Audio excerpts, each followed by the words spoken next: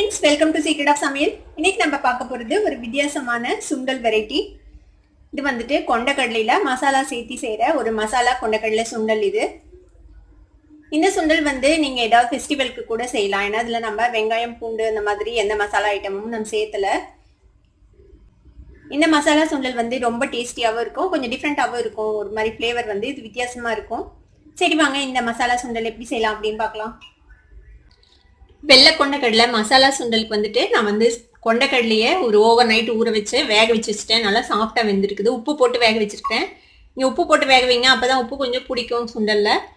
திருப்பி தேவைப்பட்டால் கொஞ்சமாக உப்பு சேர்த்திக்கலாம் நம்ம மசாலாவுக்கு. இப்போ இதுக்கு வந்து மசாலா நம்ம ரெடி பண்ணணும். அதுக்கு என்னென்ன வேணும்னா ஒரு 1/4 கப் அளவுக்கு தேங்காய் எடுத்துருக்கிறேன், 1 டீஸ்பூன் அளவுக்கு மல்லி எடுத்துருக்கிறேன், தனியா கொஞ்சமாக கருவேப்பிலை, 2 வரமிளகாய் எடுத்துருக்கிறேன். தேங்காய் பச்சையாவே போட்டுக்கலாம். இதையெல்லாம் நம்ம வறுத்து தேங்காயோட சேர்த்து ஒரு வாட்டி அரைச்சிக்க போறோம் மசாலாக்கு.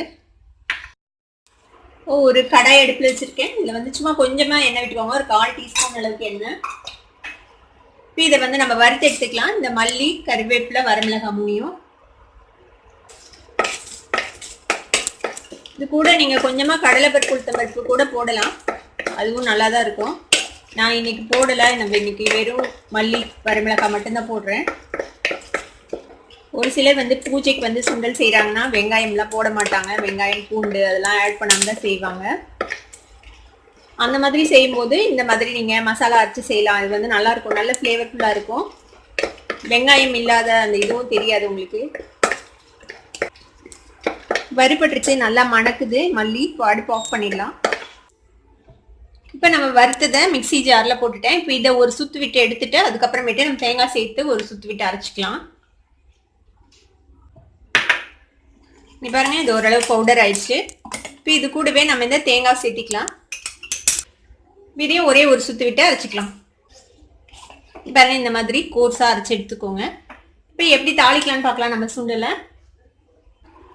நம்ம மல்லி வறுத்த அதே கடாய் அடுப்பில் வச்சிருக்கிறேன். உங்களுக்கு வந்து தேங்காய் எண்ணெயோட ஃப்ளேவர் பிடிக்கும்னா தேங்காய் எண்ணெய் விட்டு தாளிக்கலாம், ரொம்ப நல்லா இருக்கும். நான் இன்னைக்கு கொஞ்சமாக தேங்காய் எண்ணெய் தான் விடுறேன். கொஞ்சமாக விட்டால் போதும், ஒரு 1 டீஸ்பூன் அளவுக்கு. தாளிக்கிறதுக்கு நம்ம வேறு எதுவும் போட போகிறதில்ல. கடுகு கொஞ்சம் போட்டு தாளிச்சிட்டு பெருங்காயம் அப்புறம் வரமிளகாய் கருவேப்பிலை அவ்வளோதான் போட போகிறோம். கொஞ்சமாக கடுகு சேர்த்திக்கோங்க. கடுகு வெடிக்கிறது கூட இந்த கருவேப்பிலை வரமிளகாய் சேர்த்திக்கலாம். கூடவே கொஞ்சமாக பெருங்காயத்தூள் சேர்த்திக்கோங்க. கொஞ்சமாக மஞ்சள் பொடி சேர்த்திக்கலாம். இது கூட இந்த சுண்டல் சேர்த்திடுங்க.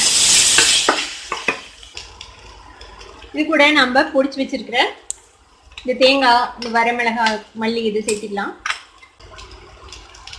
வேக வைக்கும் போது கொஞ்சம் உப்பு போட்டிருக்கேன். இதுக்கு உப்பு பத்தாது, கொஞ்சம் உப்பு சேர்த்திக்கலாம். இதையும் நல்லா மிக்ஸ் பண்ணி விட்டுருங்க. இதோட சேர்த்து நம்ம அரைச்சி போட்டிருக்கிறது ஒரு நல்ல வாசனையாக இருக்கும், நல்ல ஃப்ளேவர்ஃபுல்லாக இருக்கும் இந்த சுண்டல். நம்ம நார்மலாக செய்கிற வெங்காயம் தாளிச்சு போட்டு செய்கிற சுண்டலுக்கும் இதுக்கும் நல்ல டிஃப்ரென்ஸ் தெரியும் உங்களுக்கு. நல்லா வதங்கிடுச்சு. இப்போது நம்ம சுண்டல் இந்த மசாலாலாம் இது கூட கொத்தமல்லி தழை தூவிடலாம் கடைசியில். நம்மளுடைய மசாலா சுண்டல் இப்போது ரெடி ஆயிடுச்சு.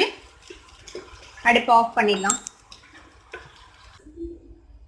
இந்த டேஸ்டியான மசாலா சுண்டலை நீங்களும் உங்கள் வீட்டில் ட்ரை பண்ணி பார்த்துட்டு எப்படி இருந்தது அப்படின்னு எனக்கு கமெண்ட்ஸ் ஃபீட்பேக் கொடுங்க. இந்த வீடியோ உங்களுக்கு பிடிச்சிருந்ததுன்னா சப்ஸ்கிரைப் பண்ணுங்க, பக்கத்தில் இருக்கிற பெல் ஐக்கானை கிளிக் பண்ணுங்க. அப்போ தான் என்னோட நோட்டிஃபிகேஷன்ஸ் ஒன்று உங்களுக்கு வந்து சேரும். லைக் பண்ணுங்க, ஷேர் பண்ணுங்க. தேங்க்யூ ஃபார் வாட்சிங் this video viewers. Bye bye.